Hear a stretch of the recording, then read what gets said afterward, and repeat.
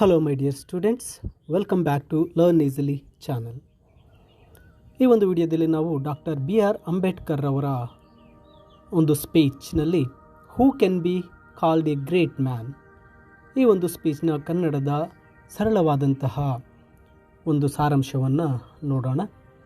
ಇಲ್ಲಿ who can be called great man, ಯಾರನ್ನು ನಾವು ಮಹಾನ್ ವ್ಯಕ್ತಿ ಎಂದು ಕರೆಯಬಹುದು. ಡಾಕ್ಟರ್ BR ಅಂಬೇಡ್ಕರ್ ಅವರ ಈ ಒಂದು ಸ್ಪೀಚ್ ಪುಣೆಯಲ್ಲಿ ನಡೆದಂತಹ ಮಹಾದೇವ್ ಗೋವಿಂದ ರಾನಡೆರವರ 101ನೇ ಜನ್ಮದಿನದ ವಾರ್ಷಿಕೋತ್ಸವದಿಂದ ಮಾತಾಡಿದಂಥ ಭಾಷಣದ ಒಂದು ಎಕ್ಸ್ಟ್ರಾಕ್ಟ್ ಆಗಿದೆ, ಒಂದು ಆಯ್ದ ಭಾಗವಾಗಿರುತ್ತೆ. ಮಹಾದೇವ್ ಗೋವಿಂದ ರಾನಡೆ ಅವರು ಸಮಾಜದ ಕಲ್ಯಾಣಕ್ಕಾಗಿ, ಅದರಲ್ಲೂ ವಿಶೇಷವಾಗಿ ಮಹಿಳೆಯರ ಕಲ್ಯಾಣಕ್ಕಾಗಿ ದುಡಿದಂಥ ಒಬ್ಬ ಪ್ರಸಿದ್ಧ ಸಮಾಜ ಸುಧಾರಕರಾಗಿದ್ದರು. ಅವರು ಮಹಿಳೆಯರ ಶಿಕ್ಷಣ, ಬಾಲ್ಯ ವಿವಾಹ ರದ್ದತಿ, ವಿಧವಾ ವಿವಾಹ ಪ್ರಚಾರಕ್ಕೆ ಬಹಳಷ್ಟು ಕೆಲಸವನ್ನು ಮಾಡಿದ್ದಾರೆ. ಅವರು 1885ರಿಂದ 1895ರವರೆಗೂ ಬಾಂಬೆ ಹೈಕೋರ್ಟ್ನ ಮುಖ್ಯ ನ್ಯಾಯಾಧೀಶರು ಸಹ ಆಗಿ ಸೇವೆ ಸಲ್ಲಿಸಿದ್ದರು. ಅವರ 101ನೇ ಜನ್ಮ ವಾರ್ಷಿಕೋತ್ಸವವನ್ನು 1943 ಜನವರಿ 18ರಂದು ಪುಣೆಯಲ್ಲಿ ನಡೆಸಲಾಯಿತು. ಆ ವಾರ್ಷಿಕೋತ್ಸವಕ್ಕೆ ಡಾಕ್ಟರ್ BR ಅಂಬೇಡ್ಕರ್ ಅವರನ್ನು ಆಹ್ವಾನಿಸಲಾಗಿರುತ್ತೆ. ಅವರ ಆಹ್ವಾನವನ್ನು ಸ್ವೀಕರಿಸಿ ಡಾಕ್ಟರ್ BR ಅಂಬೇಡ್ಕರ್ ಅವರು ರಾನಡೆ, ಗಾಂಧಿ ಮತ್ತು ಜಿನ್ನಾ ಎಂಬ ಭಾಷಣವನ್ನು ಮಾಡ್ತಾರೆ. ಆ ಭಾಷಣದಲ್ಲಿ ಡಾಕ್ಟರ್ BR ಅಂಬೇಡ್ಕರ್ ಅವರು ಈ ಒಂದು ಪ್ರಶ್ನೆಯನ್ನು ಎತ್ತುತ್ತಾರೆ, who can be called a great man. ಇಲ್ಲಿ ಆ ಒಂದು ಭಾಷಣವನ್ನು ಮಾಡ್ತಾ ಅಂಬೇಡ್ಕರ್ ಅವರು ಈ ಪ್ರಶ್ನೆಯನ್ನು ಎಲ್ಲರೂ ಯೋಚನೆ ಮಾಡುವಂತೆ ಮಾಡ್ತಾರೆ. ಹೂ can be called a great man, ಯಾರನ್ನು ನಾವು ಮಹಾನ್ ವ್ಯಕ್ತಿ ಎಂದು ಕರೆಯಬಹುದು. ನಾವು ಯಾರನ್ನಾದರೂ ಮಹಾನ್ ವ್ಯಕ್ತಿ ಅಂತ ಯಾವಾಗ ಕರಿತೀವಿ ಅಂದರೆ, ಅವರು ಜೀವನದಲ್ಲಿ ಏನಾದರೂ ಸಾಧಿಸಿದ್ದಾರೆ ಅಂದರೆ ನಾವು ಅವರನ್ನು ಮಹಾನ್ ವ್ಯಕ್ತಿ ಅಂತ ಕರೆದು ಬಿಡ್ತೇವೆ. ಇಲ್ಲಿ ನಾನು ಒಂದು ಎಕ್ಸಾಂಪಲ್ ಆಗಿ ಹೇಳ್ತೇನೆ. ಯಾರಾದರೂ ಕ್ರಿಕೆಟ್ ಮ್ಯಾಚ್ನಲ್ಲಿ ಒಂದು 100 ರನ್ ಗಳಿಸಿದ್ದಾರೆ ಅಂದ ತಕ್ಷಣ ನಾವು ಗ್ರೇಟ್ ಅಂತ ಹೇಳಿ ಕರಿತಾ ಹೋಗ್ತೇವೆ. ಆದರೆ ಅವನು ನಿಜವಾಗ್ಲೂ ಗ್ರೇಟಾ, ಅಥವಾ ಯಾರೋ ಒಬ್ಬ ವ್ಯಕ್ತಿ ಯಾವುದೋ ಒಂದು ಇದರಲ್ಲಿ ಚೆನ್ನಾಗಿ ಒಂದು ಪಾಸ್ ಆಗಿದ್ದಾನೆ, ಒಂದು IAS ಪಾಸ್ ಆಗಿದ್ದಾನೆ, ಆ ರೀತಿ ನಾವೇನಾದರೂ ಒಬ್ಬ ವ್ಯಕ್ತಿಯನ್ನು ಕಂಡ್ರೆ ಅವರನ್ನು ಗ್ರೇಟ್ ಅಂತೀವಿ. ಆದರೆ ಅವನು ನಿಜವಾಗೂ ಶ್ರೇಷ್ಠನೇ ಅಂತ. ಇಲ್ಲಿ ಆ ಒಂದು 100 ರನ್ ಆತ ಹೊಡೆದಿದ್ದಾನೆ ಅಂದರೆ ಆತ ನ್ಯಾಯಯುತವಾಗಿ ಆಡಿರಬಹುದು, ಅಥವಾ ಆತ ಆಡದೇ ಇರಬಹುದು, ತನ್ನ ಜೊತೆ ಆಟ ಆಡ್ತಕ್ಕಂಥವ್ರನ್ನ ಗೌರವಿಸದೇ ಇದ್ದರೆ, ಅಥವಾ ಅವನು ಆ ಒಂದು ಟೀಮ್ನ ಸದಸ್ಯರನ್ನು ಚೆನ್ನಾಗಿ ವರ್ತಿಸದೆ ಕೇವಲ ತನ್ನ ಸ್ವಂತಕ್ಕಾಗಿ 100 ರನ್ ಒಂದು ಸೆಂಚುರಿ ಗಳಿಸಿದ್ದಾನೆ ಅಂದರೆ ಅವನನ್ನು ನಾವು ಶ್ರೇಷ್ಠ ಅಂತ ಕರೆಯೋದಕ್ಕೆ ಸಾಧ್ಯ ಇಲ್ಲ. ಹಾಗೆ ಒಬ್ಬ ವ್ಯಕ್ತಿ ತನ್ನ ಸ್ವಂತಕ್ಕಾಗಿ ತನ್ನ ಜೀವನದಲ್ಲಿ ಏನಾದರೂ ಸಾಧನೆ ಮಾಡಿದಾಗ ನಾವು ಅವರನ್ನು ಗ್ರೇಟ್ ಎಂದು ಕರೆಯೋದಕ್ಕೆ ಸಾಧ್ಯವೇ ಇಲ್ಲ. ಅಂದರೆ ಅಂಬೇಡ್ಕರ್ ಅವರ ಒಂದು ಭಾಷಣದಲ್ಲಿ ಅವರು ಹೇಳ್ತಕ್ಕಂಥದ್ದು, ತನ್ನ ಸ್ವಹಿತಕ್ಕಾಗಿ ಯಾರಾದರೂ ಏನಾದರೂ ಸಾಧನೆ ಮಾಡಿದ್ದಾರೆ ಅಂದರೆ ನಾವು ಅವರನ್ನು ಮಹಾನ್ ವ್ಯಕ್ತಿ, ಒಂದು ಗ್ರೇಟ್ ಮ್ಯಾನ್ ಅಂತ ಕರೆಯೋದಕ್ಕೆ ಆಗೋದೇ ಇಲ್ಲ. ಅದೇ ರೀತಿ ಯಾರಾದರೂ ಒಬ್ಬ ಅಧಿಕಾರಿಗೆ ಲಂಚ ನೀಡಿ ಆ ಒಂದು ಸರ್ಕಾರಿ ಕೆಲಸಗಳನ್ನು ಪಡೆದರೆ ಅವರನ್ನು ನಾವು ಗ್ರೇಟ್ ಮ್ಯಾನ್ ಅಂತ ಕರೆಯೋದಕ್ಕೆ ಆಗೋದಿಲ್ಲ. ಮತ್ತು ಅವನು ತನ್ನ ಉನ್ನತ ಸ್ಥಾನವನ್ನು ಪಡೆದರೂ ಸಹ ಅವನನ್ನು ನಾವು ಮಹಾನ್ ವ್ಯಕ್ತಿ ಅಂತ ಕರೆಯೋದಕ್ಕೆ ಸಾಧ್ಯ ಇಲ್ಲ ಅಂತ ಹೇಳ್ತಾರೆ. ಅದಕ್ಕೆ ಆ ಒಂದು ಕೆಲವು ಮಿಲಿಟರಿ ವ್ಯಕ್ತಿಗಳ ಒಂದು ಎಕ್ಸಾಂಪಲ್ಸನ್ನು ಅಂಬೇಡ್ಕರ್ ಅವರು ನೀಡ್ತಾರೆ. ಆ ಮಹಾನ್ ವ್ಯಕ್ತಿಗಳಂದರೆ, ಈಗ ಫಾರ್ ಎಕ್ಸಾಂಪಲ್ ಅಲೆಕ್ಸಾಂಡರ್ ಪೋಪ್, ನೆಪೋಲಿಯನ್ರಂತಹ ಒಬ್ಬ ಮಿಲಿಟರಿ ವೀರರನ್ನು ಇಲ್ಲಿ ಎಕ್ಸಾಂಪಲ್ ಹೇಳ್ತಾರೆ. ಆ ಮಿಲಿಟರಿ ವೀರರ ಬಗ್ಗೆ ಚರ್ಚಿಸೋದಕ್ಕೆ ಅವರು ಒಂದು ವಿಮರ್ಶಾತ್ಮಕವಾಗಿ ಕೆಲವು ಮಾತುಗಳನ್ನು ಹೇಳ್ತಾರೆ. ಅಲ್ಲಿ ಅವರು ನಿಜವಾಗಲೂ ಆ ಮಿಲಿಟರಿಯ ನಾಯಕರಾಗಿರಬಹುದು, ಅವರು ಆ ಜನರು ಅವರು ಈ ಜಗತ್ತನ್ನು ವಶಪಡಿಸಿಕೊಂಡಿರ್ಬೋದು. ಆದರೆ ಅವರ ಒಂದು ಬದಲಾವಣೆ, ಆ ಪ್ರಭಾವ ಹೆಚ್ಚು ಕಾಲ ಇರಲಿಲ್ಲ. ಅದು ಕಾಲಾನಂತರದಲ್ಲಿ ಕಣ್ಮರೆಯಾಗ್ಬಿಡ್ತು. ಅಂದರೆ ಒಬ್ಬ ವ್ಯಕ್ತಿ ತನ್ನ ಸ್ವಹಿತಕ್ಕಾಗಿ ಏನಾದರೂ ಮಾಡಿದಾಗ ಅವನನ್ನು ನಾವು ಗ್ರೇಟ್ ಮ್ಯಾನ್ ಅಂತ ಕರಿತೀವಿ. ಅದು ನಿಜವಾಗಲೂ ಗ್ರೇಟ್ ಮ್ಯಾನ್ ಅಲ್ಲ ಅಂತಕ್ಕಂಥದ್ದು ಅಂಬೇಡ್ಕರ್ ಅವರ ಒಂದು ಭಾಷಣದಲ್ಲಿ ಹೇಳ್ತಾರೆ.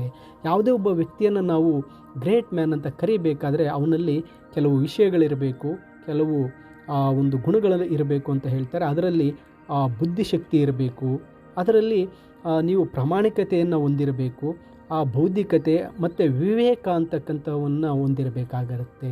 ಒಬ್ಬ ವ್ಯಕ್ತಿಯನ್ನು ನಾವು ಗ್ರೇಟ್ ಮ್ಯಾನ್ ಅಂತ ಕರಿಬೇಕಾದರೆ ಆತನಲ್ಲಿ ಆ ಒಂದು ಬುದ್ಧಿಶಕ್ತಿ, ಬೌದ್ಧಿಕತೆ, ವಿವೇಕ ಮತ್ತು ಸೇವಾ ಮನೋಭಾವ ಇರ್ತಕ್ಕಂತಹ ವ್ಯಕ್ತಿಯನ್ನು ನಾವು ಶ್ರೇಷ್ಠ ಅಂತ ಕರಿಬೋದು, ಗ್ರೇಟ್ ಅಂತ ಕರಿಬೋದು.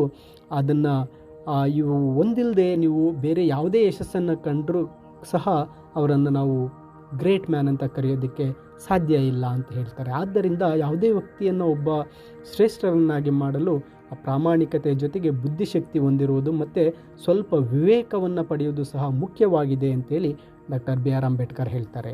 ಅಂದರೆ ಇಲ್ಲಿ ನೀವು ಪ್ರಾಮಾಣಿಕತೆ ಮತ್ತು ಬೌದ್ಧಿಕತೆಯಂತಹ 2 ಗುಣಗಳನ್ನು ಹೊಂದಿದ್ದರೂ ನೀವು ಸೇವಾ ಮನೋಭಾವವನ್ನು ಹೊಂದಿಲ್ಲದೆ ಇದ್ದರೆ ನಿಮ್ಮನ್ನು ಮಹಾನ್ ವ್ಯಕ್ತಿ ಅಂತ ಕರೆಯೋಕ್ಕೆ ಸಾಧ್ಯ ಇಲ್ಲ ಅಂತ ಅಂಬೇಡ್ಕರ್ ಹೇಳ್ತಾರೆ. ಮತ್ತು ಅಂಬೇಡ್ಕರ್ ವಾದ ಮಾಡ್ತಾ ಹೇಳ್ತಾರೆ, ಪ್ರಾಮಾಣಿಕತೆ ಮತ್ತು ಬುದ್ಧಿಗೆ ಹೆಚ್ಚುವರಿಯಾಗಿ ಒಬ್ಬ ವ್ಯಕ್ತಿ ಸೇವಾ ಮನೋಭಾವವನ್ನು ಹೊಂದಿರಬೇಕು. ಸೇವಾ ಮನೋಭಾವ ಹೊಂದಿಲ್ಲದೆ ಇದ್ದರೆ ಸಮಾಜಕ್ಕೆ ಸೇವೆ ಸಲ್ಲಿಸಲು ಸಿದ್ಧನಿಲ್ಲದಿದ್ದರೆ ಅವಂತಹ ವ್ಯಕ್ತಿಯನ್ನು ನಾವು ಗ್ರೇಟ್ ಮ್ಯಾನ್ ಅಂತ ಕರೆಯೋದಕ್ಕೆ ಸಾಧ್ಯವಿಲ್ಲ ಅಂತ ಹೇಳ್ತಾರೆ. ಇಲ್ಲಿ ಅನೇಕ ಜನರು ತುಂಬ ಪ್ರಾಮಾಣಿಕರು ಮತ್ತು ಬುದ್ಧಿವಂತರು ಆಗಿರುವುದನ್ನು ನೋಡ್ತೇವೆ. ಆದರೆ ಅವರು ನಿಜವಾಗಿಯೂ ಶ್ರೇಷ್ಠರಲ್ಲ. ಏಕೆಂದರೆ ಅವರಲ್ಲಿ ಸೇವಾ ಮನೋಭಾವ ಅಂತಕ್ಕಂಥದ್ದು ಇರೋದಿಲ್ಲ. ಅವರಿಗೆ ಸಹಾಯ ಮಾಡುವ ಮನೋಭಾವವೇ ಅವರಲ್ಲಿ ಬೆಳೆದಿರೋದಿಲ್ಲ. ನೀವು ಶ್ರೇಷ್ಠರಾಗಲು ಬಯಸಿದರೆ ನೀವು ಈ 3 ಗುಣಗಳನ್ನು ಹೊಂದಿರಬೇಕು.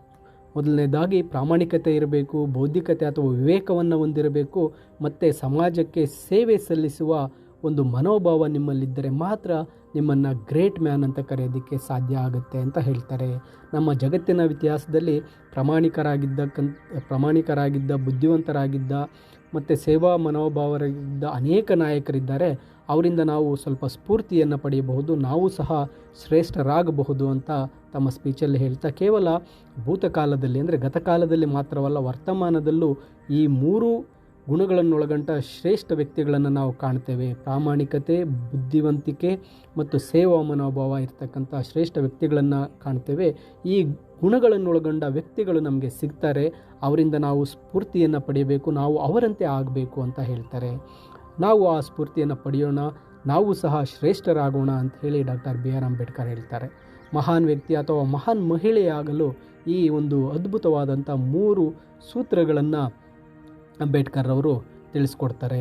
ಆದ್ದರಿಂದ ಪ್ರಾಮಾಣಿಕತೆ, ಬುದ್ಧಿವಂತಿಕೆ ಮತ್ತು ಸೇವಾ ಮನೋಭಾವನೆಯನ್ನು ಹೊಂದಿ ಯಾರೊಬ್ಬರೂ ಸಹ, ಒಬ್ಬ ಪುರುಷನೇ ಆಗಿರಬಹುದು, ಒಬ್ಬ ಮಹಿಳೆಯೇ ಆಗಿರಬಹುದು, ಆ ಒಂದು ಗ್ರೇಟ್ ಮ್ಯಾನ್, ಆ ಶ್ರೇಷ್ಠ ವ್ಯಕ್ತಿಯಾಗಿ ಬದಲಾಗಬಹುದು ಅಂತ ಹೇಳ್ತಾರೆ. ಆದ್ದರಿಂದ ಡಾಕ್ಟರ್ ಬಿ ಆರ್ ಅಂಬೇಡ್ಕರ್ ಅವರು ಒಬ್ಬ ಮಹಾನ್ ವ್ಯಕ್ತಿ ಅಥವಾ ಒಬ್ಬ ಮಹಾನ್ ಮಹಿಳೆಯಾಗಲು ಈ ಅದ್ಭುತವಾದಂಥ ಸೂತ್ರವನ್ನು ನೀಡಿರ್ತಾರೆ. ಆ ಅದ್ಭುತವಾದ ಸೂತ್ರವನ್ನು ನೀಡಿರ್ತಕ್ಕಂಥ ಡಾಕ್ಟರ್ ಬಿ ಆರ್ ಅಂಬೇಡ್ಕರ್ ಅವರಿಗೆ ನಾವು ಸ್ಪೆಷಲಿ ಕೃತಜ್ಞರಾಗಿರಬೇಕು. ಮಹಾನ್ ವ್ಯಕ್ತಿ ಅಥವಾ ಮಹಾನ್ ಮಹಿಳೆಯಾಗಲು ಈ ಅದ್ಭುತ ಸೂತ್ರವನ್ನು ನೀಡಿರ್ತಕ್ಕಂಥ ಅಂಬೇಡ್ಕರ್ ಅವರಿಗೆ ನಾವೆಲ್ಲರೂ ಕೃತಜ್ಞರಾಗಿರೋಣ ಅಂತ ಹೇಳ್ತಾ, ಈ ಒಂದು ಸ್ಪೀಚ್ನ ಸ್ಮಾಲ್ ಎಕ್ಸ್ಟ್ರಾಕ್ಟ್ನ ಕನ್ನಡದ ಸಾರಾಂಶವನ್ನು ತಿಳಿಸಿದ್ದೇನೆ. ಅದರ ಒಂದು ಇಂಗ್ಲೀಷ್ ಸಮರಿ PDF ವಿಡಿಯೋದ ಡಿಸ್ಕ್ರಿಪ್ಷನ್ನಲ್ಲಿ ನೀಡಿರ್ತೇನೆ. ಡೌನ್ಲೋಡ್ ಮಾಡಿಕೊಂಡು ನೀವು ಓದಬಹುದಾಗಿರುತ್ತೆ. ಹಾಗೆ ಇನ್ನೂ ಹೆಚ್ಚಿನ ವಿಡಿಯೋಗಳಿಗಾಗಿ ತಪ್ಪದೇ ಲರ್ನ್ ಈಸಿಲಿ ಚಾನಲ್ಗೆ ಸಬ್ಸ್ಕ್ರೈಬ್ ಮಾಡಿ ಅಂತ ತಿಳಿಸುತ್ತಾ ಎಲ್ಲರಿಗೂ ಧನ್ಯವಾದಗಳು.